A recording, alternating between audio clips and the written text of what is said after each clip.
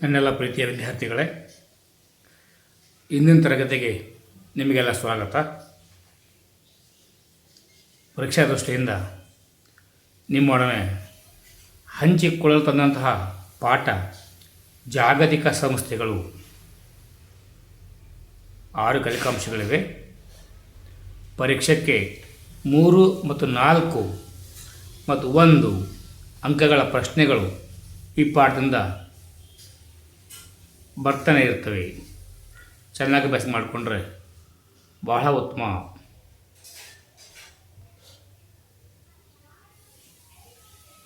ಈಗ ನೋಡುವ,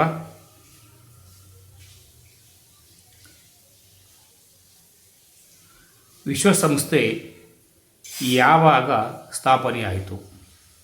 1945 ಅಕ್ಟೋಬರ್ 24ರಂದು ವಿಶ್ವಸಂಸ್ಥೆ ಉದಯವಾಯಿತು. ವಿಶ್ವಸಂಸ್ಥೆ ಉದಯವಾದಾಗ ಸದಸ್ಯತ್ವ ಹೊಂದಿದ ರಾಷ್ಟ್ರಗಳ ಸಂಖ್ಯೆ 193. ವಿಶ್ವಸಂಸ್ಥೆಯ ಕೇಂದ್ರ ಕಚೇರಿ ಅಮೆರಿಕಾದ ನ್ಯೂಯಾರ್ಕ್ ನಗರದಲ್ಲಿದೆ. ಎಲ್ಲ ಶಾಂತಿಪ್ರಿಯ ರಾಷ್ಟ್ರಗಳು ಇದರ ಸದಸ್ಯತ್ವ ಹೊಂದಲು ಇಂದಿಗೂ ಕೂಡ ಮುಕ್ತ ಅವಕಾಶ ಇದೆ. ಭಾರತವು ವಿಶ್ವಸಂಸ್ಥೆ ಸಂಸ್ಥಾಪಕ ಸದಸ್ಯ ರಾಷ್ಟ್ರವಾಗಿದೆ. ವಿಶ್ವಸಂಸ್ಥೆ ಉದ್ದೇಶಗಳು, ಅದರ ಪ್ರಿಯಾಂಬಲ್ನಲ್ಲಿ ಮೊದಲನೇ ಅವರು ಹೀಗೆ ಹೇಳ್ಕೊಂಡು ಬಂದಿದ್ದಾರೆ: ವಿಶ್ವದ ಜನಸಮುದಾಯವೆನಿಸಿದ ನಾವು, ವಿಶ್ವದ ಜನಸಮುದಾಯ ಎನಿಸಿದ ನಾವು ಎಂಬ ವಾಕ್ಯದೊಂದಿಗೆ ವಿಶ್ವಸಂಸ್ಥೆ ಸನ್ನದು ಪ್ರಾರಂಭವಾಗುತ್ತದೆ. ಇದರಲ್ಲಿ 19 ಅಧ್ಯಾಯಗಳಿವೆ, 111 ವಿಧಿಗಳಿವೆ. ವಿಶ್ವಸಂಸ್ಥೆಯ ಸನ್ನದು ಜಾಗತಿಕ ಸಂಸ್ಥೆಯ ಪ್ರಧಾನ ದಾಖಲೆ ಎನಿಸಿಕೊಂಡಿದೆ. ಹಾಗಾದರೆ ವಿಶ್ವಸಂಸ್ಥೆಯ ಧ್ಯೇಯೋದ್ದೇಶಗಳು ಯಾವುವು? 3 ಮಾರ್ಕ್ಸಿಗೆ ಈ ಪ್ರಶ್ನೆ ಕೇಳ್ತಾರೆ. ಅಂತಾರಾಷ್ಟ್ರೀಯ ಶಾಂತಿ ಮತ್ತು ಸುಭದ್ರತೆಯನ್ನು ಕಾಪಾಡುವುದು, ರಾಷ್ಟ್ರಗಳ ಮಧ್ಯೆ ಪರಸ್ಪರ ಮೈತ್ರಿಯನ್ನು ಬೆಳೆಸುವುದು, ಮಾನವನ ಮೂಲಭೂತ ಹಕ್ಕುಗಳ ಬಗೆಗೆ ನಂಬಿಕೆಯನ್ನು ಹೆಚ್ಚಿಸುವುದು, ಅಂತಾರಾಷ್ಟ್ರೀಯ ಮಟ್ಟದ ಆರ್ಥಿಕ, ಸಾಮಾಜಿಕ, ಸಾಂಸ್ಕೃತಿಕ, ಮಾನವೀಯ ನೆಲೆಯ ಸಮಸ್ಯೆಗಳಿಗೆ ಅಂತಾರಾಷ್ಟ್ರೀಯ ಸಹಕಾರದೊಂದಿಗೆ ಪರಿಹಾರ ಕಂಡುಕೊಳ್ಳುವುದು, ಅಂತಾರಾಷ್ಟ್ರೀಯ ಮಟ್ಟದ ನ್ಯಾಯ ಮತ್ತು ಒಡಂಬಡಿಕೆಗಳ ಷರತ್ತುಗಳಿಗೆ ಮಾನ್ಯತೆ ದೊರಕಿಸಿಕೊಡುವುದು, ರಾಷ್ಟ್ರಗಳ ಮಧ್ಯೆ ಪರಸ್ಪರ ಸೌಹಾರ್ದತೆಯ ಕೇಂದ್ರವಾಗಿ ಕಾರ್ಯನಿರ್ವಹಿಸುವುದು. ಇಲ್ಲಿ ವಿಶ್ವಸಂಸ್ಥೆಯ ಅಂಗಸಂಸ್ಥೆಗಳು ಯಾವುವು? 2 ಅಂಕಕ್ಕಿರ್ತದೆ. ಸಾಮಾನ್ಯ ಸಭೆ, ಸಚಿವಾಲಯ, ಭದ್ರತಾ ಮಂಡಳಿ, ಅಂತಾರಾಷ್ಟ್ರೀಯ ನ್ಯಾಯಾಲಯ, ಆರ್ಥಿಕ ಮತ್ತು ಸಾಮಾಜಿಕ ಮಂಡಳಿ ಮತ್ತು ದತ್ತಿ ಸಮಿತಿ ಇವೇ ವಿಶ್ವಸಂಸ್ಥೆಯ ಅಂಗಸಂಸ್ಥೆಗಳು.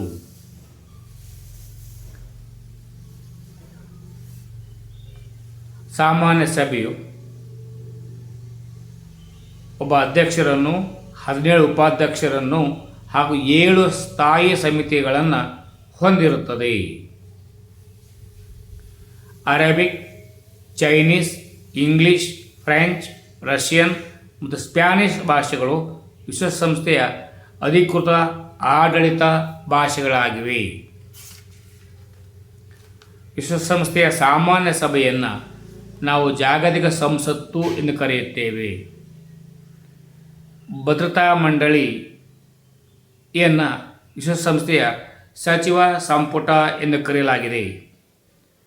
ಇದರಲ್ಲಿ ವಿಶ್ವಸಂಸ್ಥೆಯ ಕಾರ್ಯಾಂಗವೇ ಭದ್ರತಾ ಮಂಡಳಿಯಾಗಿರುತ್ತದೆ. ಇದರಲ್ಲಿ 15 ರಾಷ್ಟ್ರಗಳಿರುತ್ತವೆ ಮತ್ತು 5 ಕಾಯಂ ಸದಸ್ಯ ರಾಷ್ಟ್ರಗಳಿವೆ. 15 ಕಾಯಂ ಅಲ್ಲದ ರಾಷ್ಟ್ರಗಳು, 5 ಕಾಯಂ ಸದಸ್ಯ ರಾಷ್ಟ್ರಗಳಿರುತ್ತವೆ. ಅಮೆರಿಕ ಸಂಯುಕ್ತ ಸಂಸ್ಥಾನ, ಚೀನಾ, ಫ್ರಾನ್ಸ್, ರಷ್ಯಾ ಮತ್ತು ಯುನೈಟೆಡ್ ಕಿಂಗ್ಡಮ್ ಈ 5 ರಾಷ್ಟ್ರಗಳು ವಿಶ್ವಸಂಸ್ಥೆಯ ಕಾಯಂ ಸದಸ್ಯ ರಾಷ್ಟ್ರಗಳಾಗಿವೆ. ಕಾಯಂ ಸದಸ್ಯ ರಾಷ್ಟ್ರಗಳಿಗೆ ವೀಟೋ ಅಧಿಕಾರ ಇದೆ. ವೀಟೋ ಅಧಿಕಾರ ಎಂದರೆ ನಕಾರಾತ್ಮಕ ಮತದಾನ ಅಥವಾ ನೇತ್ಯಾತ್ಮಕ ಮತದಾನ. ಕಾಯಂ ಸದಸ್ಯರಲ್ಲದ ರಾಷ್ಟ್ರಗಳಿಗೆ ಸಾಮಾನ್ಯವಾಗಿ ಸಾಮಾನ್ಯ ಸಭೆಯು ಆರಿಸುತ್ತದೆ. ಜಾಗತಿಕ ಸಮಸ್ಯೆಗಳಿಗೆ ಶಾಂತಿಯುತ ಪರಿಹಾರಕ್ಕಾಗಿ ಭದ್ರತಾ ಸಮಿತಿಯು ಪ್ರಯತ್ನಿಸುತ್ತಿದೆ. ಅವಶ್ಯಕವಿದ್ದರೆ ವಿಶ್ವಸಂಸ್ಥೆಯ ಶಾಂತಿ ಪಾಲನಾ ಪಡೆಯು IPKF international piece keeping force ಅಂತ ನಾವು ಕರೀತೇವೆ. ಇದು ಶಾಂತಿ ಸುವ್ಯವಸ್ಥೆಗಾಗಿ ಹೋರಾಟ ಮಾಡ್ತಾ ಬಂದಿದೆ. ಆರ್ಥಿಕ ಮತ್ತು ಸಾಮಾಜಿಕ ಮಂಡಳಿ. ಈ ಸಮಿತಿಯಲ್ಲಿ 54 ಸದಸ್ಯ ರಾಷ್ಟ್ರಗಳಿವೆ. ಇದರಲ್ಲಿ 18 ಸದಸ್ಯ ರಾಷ್ಟ್ರಗಳು ಪ್ರತಿ 3 ವರ್ಷಕ್ಕೊಮ್ಮೆ ಆರಿಸಲ್ಪಡುತ್ತವೆ. ಈ ಆಯ್ಕೆಯಾದ ರಾಷ್ಟ್ರಗಳು ತಮ್ಮಲ್ಲಿ ಒಬ್ಬರನ್ನು ಅಧ್ಯಕ್ಷ ಮತ್ತು ಉಪಾಧ್ಯಕ್ಷರನ್ನಾಗಿ ಆಯ್ಕೆ ಮಾಡುತ್ತವೆ.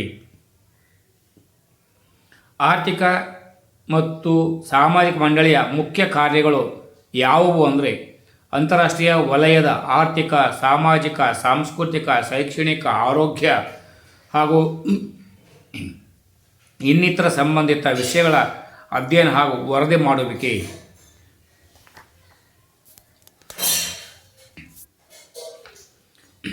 ನಿರಾಶ್ರಿತರ, ಮಹಿಳೆಯರ ಸ್ಥಾನಮಾನ, ವಸತಿ ಸಮಸ್ಯೆ ಮುಂತಾದ ಹಲವಾರು ವಿಚಾರಗಳು ಈ ಮಂಡಳಿಯ ಕಾರ್ಯವ್ಯಾಪ್ತಿಯೊಳಗೆ ಬರುತ್ತವೆ. ಮಾನವ ಹಕ್ಕುಗಳು, ಮೂಲಭೂತ ಸ್ವಾತಂತ್ರ್ಯಗಳ ಬಗೆಗೂ ಈ ಮಂಡಳಿ ಶಿಫಾರಸು ಮಾಡುತ್ತಾ ಬಂದಿದೆ.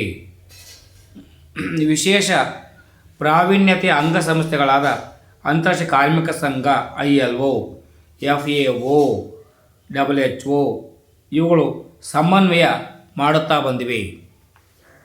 ಇದರಲ್ಲಿ 1 ಅಂಕ, 2 ಅಂಕ, 3 ಅಂಕ, 4 ಅಂಕ ಎಲ್ಲಿ ಹೇಗೆ ಕೇಳ್ತಾರೆ ಗೊತ್ತಿಲ್ಲ. ಹಾಗಾಗಿ ಪರೀಕ್ಷಾ ದೃಷ್ಟಿಯಿಂದ ಈ ಪಾಠದ ಪ್ರತಿಯೊಂದು ಪ್ಯಾರಾಗಳು ಬಹಳ ಉಪಯುಕ್ತ. ಚೆನ್ನಾಗಿ ಅಭ್ಯಾಸ ಮಾಡಿಕೊಳ್ಬೇಕು. ಯಾವುದನ್ನು ಗೊಂದಲ ಮಾಡ್ಕೊಳ್ಬೇಡಿ. ಚೆನ್ನಾಗಿ ಅಭ್ಯಾಸ ಮಾಡ್ಕೊಳ್ಳಿ. ಪರೀಕ್ಷೆ ಯಶಸ್ಸಿಗೆ ಕಾರಣೀಭೂತರಾಗಿ. ಸರ್ವೇ ಜನೋ ಸುಖಿನೋ ಭವಂತು.